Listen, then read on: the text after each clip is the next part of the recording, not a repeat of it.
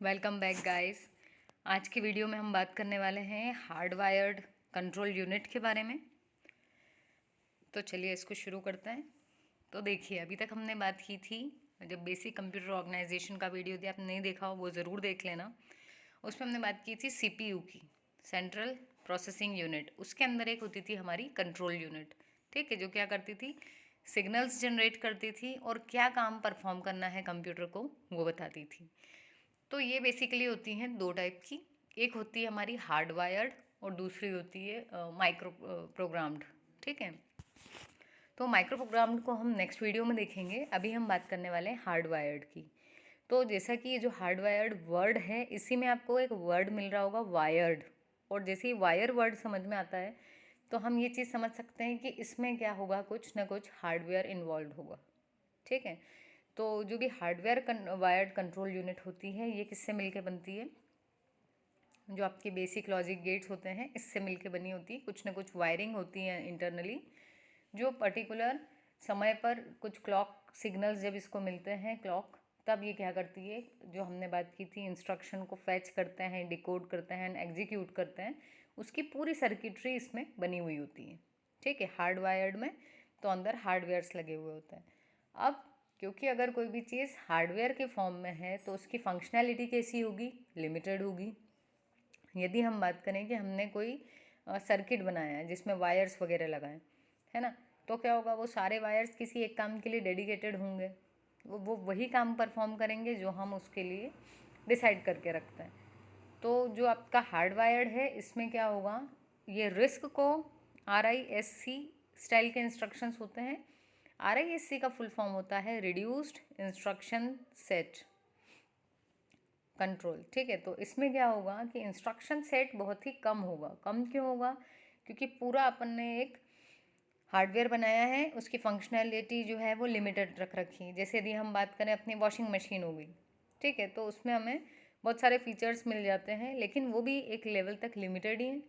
आप पानी का लेवल सेट कर सकते हो, उसमें प्रोसेसेस आप देख सकते हो, वॉश करना है, रिंस करना है या स्पिन, तो लिमिटेड अपने पास फंक्शनैलिटी हो गई, ठीक है। तो इसमें इंटरनली क्या हुआ, हम कह सकते हैं कि जो अंदर जो इसका कंट्रोल लॉजिक होगा उसमें कहीं ना कहीं हार्डवेयर लगा हुआ है, जो क्या कर रहा है, उसके इंस्ट्रक्शंस देता है उसको पर्टिकुलर टाइम पे और उससे काम परफॉर्म करवाता है।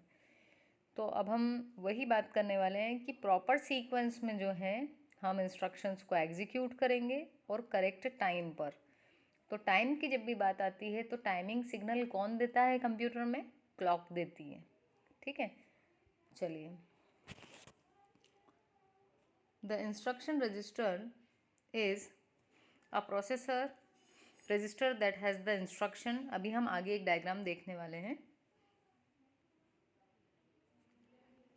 तो देखिए यहाँ हमारे पास में एक सर्किट डायग्राम दिया हुआ है। सबसे ऊपर आपको ये दिखेगा एक इंस्ट्रक्शन रजिस्टर।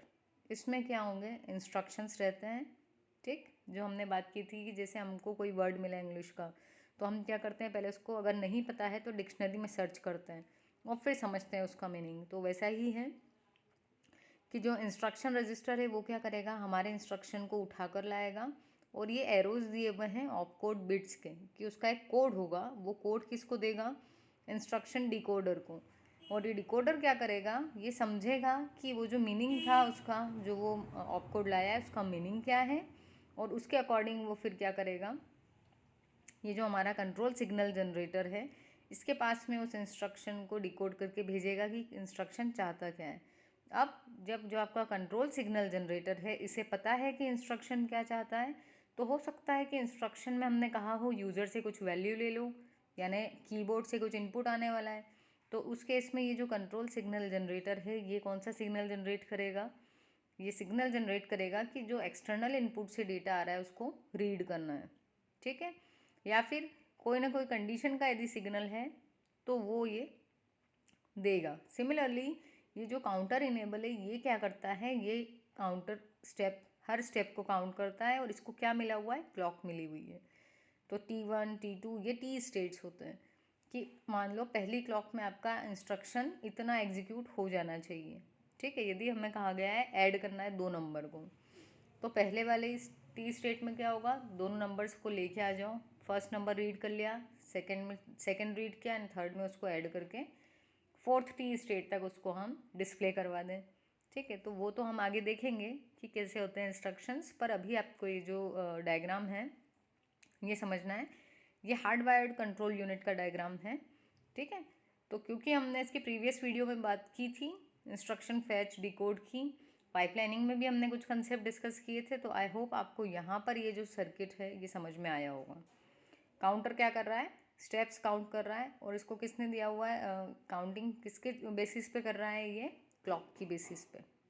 ठीक है, एक्सटर्नल इनपुट्स यदि कुछ लेना है तो वो आ गए, कंट्रोल सिग्नल्स और कुछ लेना है तो वो आ गए, उन सब ने मिलकर के क्या बनाया, कंट्रोल सिग्नल जनरेटर के पास गए और यहाँ से ये जो है कंट्रोल सिग्नल्स जनरेट हुए हैं, और इनकी बेसिस पे रीड करना है, राइट करना है, या कुछ आपको एडिशन वगैरह कुछ परफॉर्म करना है, एरिथमेटिक लॉजिकल ऑपरेशन, तो उस सब के सिग्नल्स कहाँ से निकलेंगे, फिर इस कंट्रोल सिग्नल जनरेटर से निकलेंगे वो सिग्नल्स।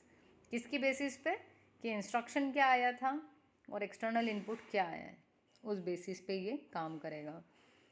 तो ये था हमारा हार्ड वायर्ड कंट्रोल यूनिट।